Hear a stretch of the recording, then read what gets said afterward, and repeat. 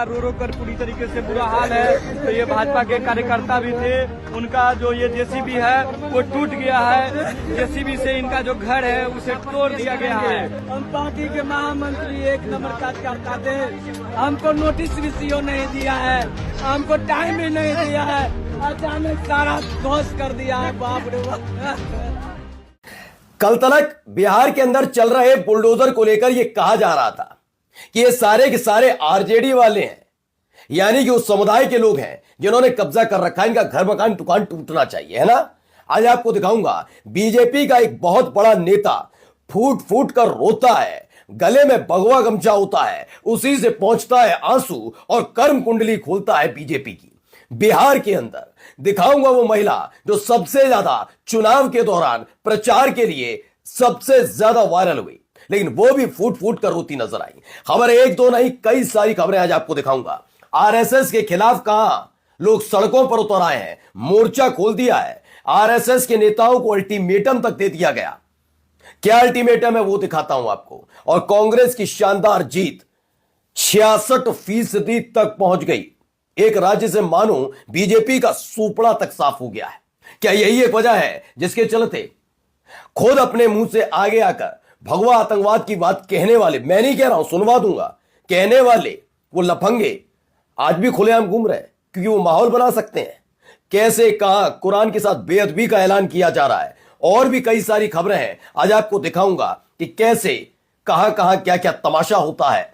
शुरुआत नीतीश कुमार ने की थी हिजाब खींचने की, एक और मसला ऐसे ही निकल कर आया है। कहां से देखिए, सबसे पहले जरा इस वीडियो को देखिए।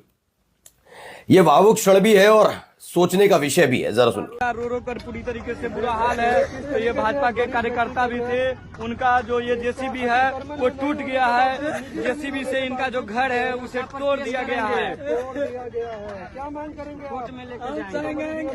हो गया। हम पार्टी के महामंत्री एक नंबर कार्यकर्ता थे, हमको नोटिस भी सीओ नहीं दिया है, हमको टाइम भी नहीं दिया है, अचानक सारा ध्वस्त कर दिया है। बाप रे बाप। तो देख सकते हैं किस तरीके से जो है गरीब का आशियाना उजाड़ दिया गया। अतिक्रमण जहां जहां निशान लगाए गए उसके बावजूद। लीजिए, ये है कौन, जरा इनके बारे में बता देता हूं। मैं बीजेपी का कार्यकर्ता हूं, महामंत्री हूं, फिर भी बिना नोटिस के मेरे घर पर बुलडोजर चला दिया। मामला सीतामढ़ी जिला के परिहार विधानसभा क्षेत्र का बताया जा रहा है ना। वो आएंगे कई घर जद में, मेरा अकेले का मकान थोड़े ही है, मालूम ही आपको। तो ये होंग नहीं था जो कल तक उछल रहे थे, कूद रहे थे कि आरजेडी वाले हैं, ये वाले हैं, क्योंकि सत्ता में ये खास तौर पर देखने को मिला है, बीजेपी खास तौर पर जहां जहां विपक्षी वाले होंगे उनको ज्यादा टारगेट किया जाता। किसी भी राज्य में उठा लीजिए बीजेपी, उत्तर प्रदेश आ जाइए, है ना, ये होता है। ये भी आपने तस्वीर देखी होगी, ये वीडियो जरा देखते चलिए।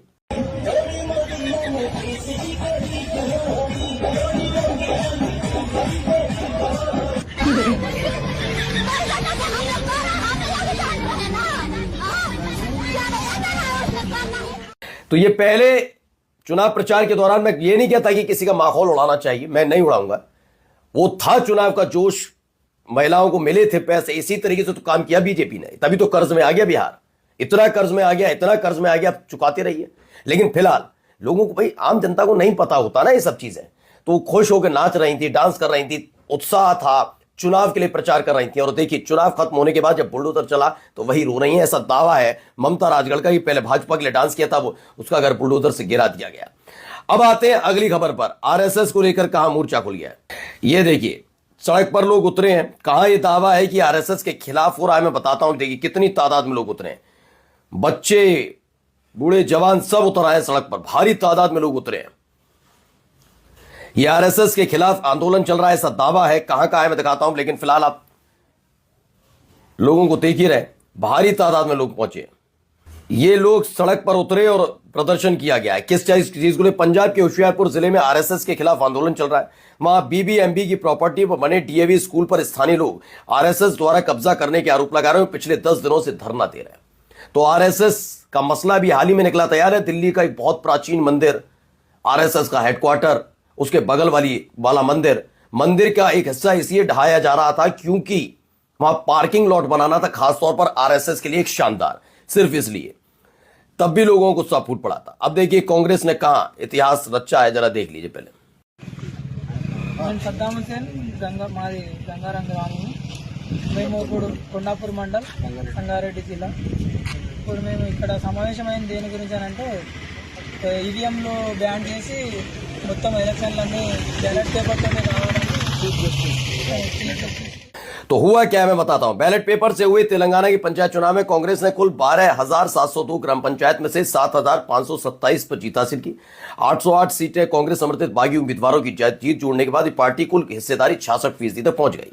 बीजेपी को 5% भी सफलता नहीं मिली। लोकसभा चुनाव में कांग्रेस और बीजेपी दोनों को 8-8 सीटें मिली। बात समझ में आई। बीजेपी की जान ईवीएम में पंजाब के स्थानीय निकाय चुनाव भी बैलेट पेपर से हुआ और बीजेपी का सुपड़ा साफ हो गया। अब लोग मांग कर रहे हैं मुख्य न्यायाधीश को। 200 लोगों ने पत्र लिखा है कि ईवीएम की जांच के लिए पत्र लिखा गया, कम से कम लोगों की बात तो सुन ली जाए, मत सुनो पॉलिटिकल पार्टी की। आइए यहां पर देखिए, यहां तमाशे देखिए, ये देखिए, ये है तमीज। ये कोई हिंदुवादी संगठन का नेता नहीं है, अभी बताता हूं कौन है। ये देखिए मारपीट।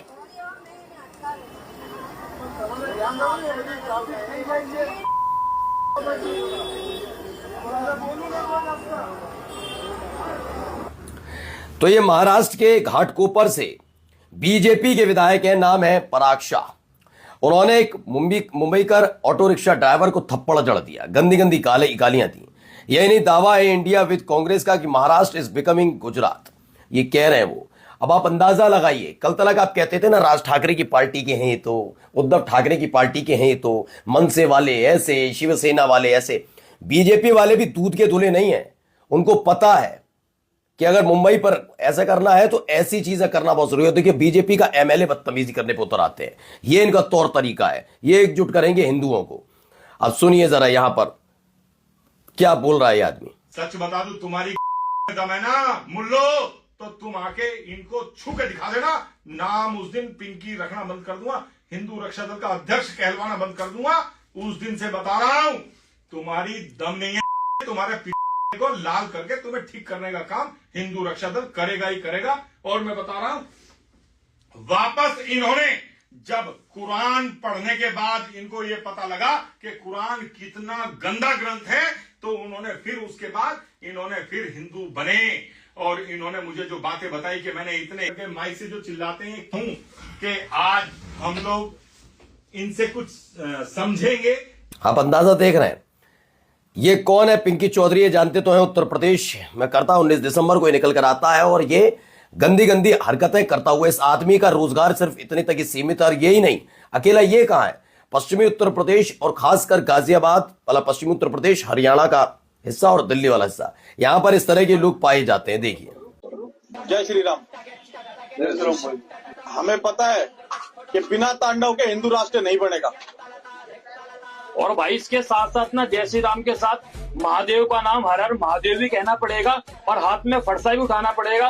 अगर तुम सोचो ना सर पे भगवा पगड़ी बांध के अगर तुम घूमोगे हिंदू राष्ट्र बनाओगे तो ऐसे ही बनेगा। आपको हिंदू राष्ट्र बनाने के लिए भगवा आतंकवादी भी बनना पड़ेगा। भगवा आतंकवादी मैं नहीं कह रहा हूं, सुन लीजिए, जिन पर रहम बरसाया जाता है, इनकी लुच्चई पने पर, उत्पात पर, फिर भी आप छोड़ देते हैं। देख लीजिए, आप ही के लोग बोल रहे हैं, आप नहीं है तो बताइए। और आप चलिए ये लड़की को जरा सुनिए। सर भेज देते थे, एक लड़की को रखते था सर है ना, एक लड़की को जिसका तबियत खराब रहता था उसको रखते थे और गंदा व्यवहार करते थे। और एक लड़की का ऐसे किए थे, हम ऐसे कर रहे थे बार बार। और एक और लड़की का ना पेट में दर्द था, तो वही ना सर इसको ऐसे पेट छू रहे थे। तो आप देखिए यहाँ क्या है, जहानाबाद बिहार, वहां से एक और खबर निकल कर आई। बिहार के चीफ मिनिस्टर नीतीश कुमार की वो जो महिला का नकाब हिजाब खींचा था, उसके बाद एक और खबर निकल कर आई। सीरियस एलिगेशन लगे हैं। हिजाब पहनी हुई बच्ची ने बताया है कि कैसे वह संजय कुमार जो है, जो वहां का प्रिंसिपल है उर्दू कन्या मिडिल स्कूल का जहानाबाद डिस्ट्रिक्ट में, the accused is government school principal and an FIR has been registered in connection with the case. उस पर बच्चियों के साथ बुरा व्यवहार करने का आरोप इन बच्चियों ने खुल्लम खुल्ला लगाया। और जाते जाते एक वीडियो जरूर देख लीजिए, पहले मैं दिखाना चाहता हूं। इस वीडियो के बाद से सन्नाटा पसरा हुआ है गोदी मीडिया में, मैं बताता हूं क्यों।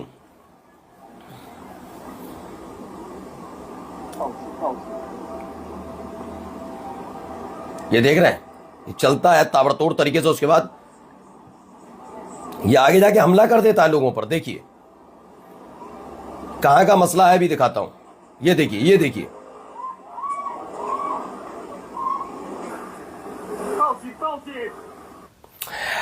आपने देखा ऑस्ट्रेलिया वाले मसले पर कितने खुश थे ये गोदी मीडिया।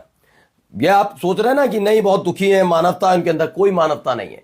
वहां पर नाम इनको नजर आया था, इनको पता लगा हमलावर कौन है उस हिसाब से। इसीलिए आपको याद होगा हमलावर का नाम तो पता था इनको, लेकिन इनको जिसने बचाया उसका नाम नहीं पता था, वो कौन सा नाम था। तब भी हमने कहा था कि दोनों पक्ष दिखाओ ना, आओ इस्लाम को अगर उन आतंकवादियों के साथ जोड़ रहे हो तो जो बचाने वाला उसका नाम भी जोड़ाओ, बताओ। लेकिन नहीं, वो सब नहीं हुआ। अब ऑस्ट्रेलिया के बाद ताइवान से खबर निकली है। ताइवान की राजधानी ताइपे में एक हमलावर ने मुख्य ट्रेन स्टेशन पर स्मोक बम फेंकने के बाद चाकू से हमला किया, जिसमें 3 लोग मारे गए और 5 लोग घायल हो गए। 3-4 मिलकर चाहते तो न्यूट्रलाइज कर सकते थे, लेकिन वीडियो बना रहे थे। आप जानते हैं गोदी मीडिया इस पर ज्यादा चर्चा क्यों नहीं कर रही? क्योंकि इसमें अब्दुल खालिद टाइप के नाम नहीं आ रहे।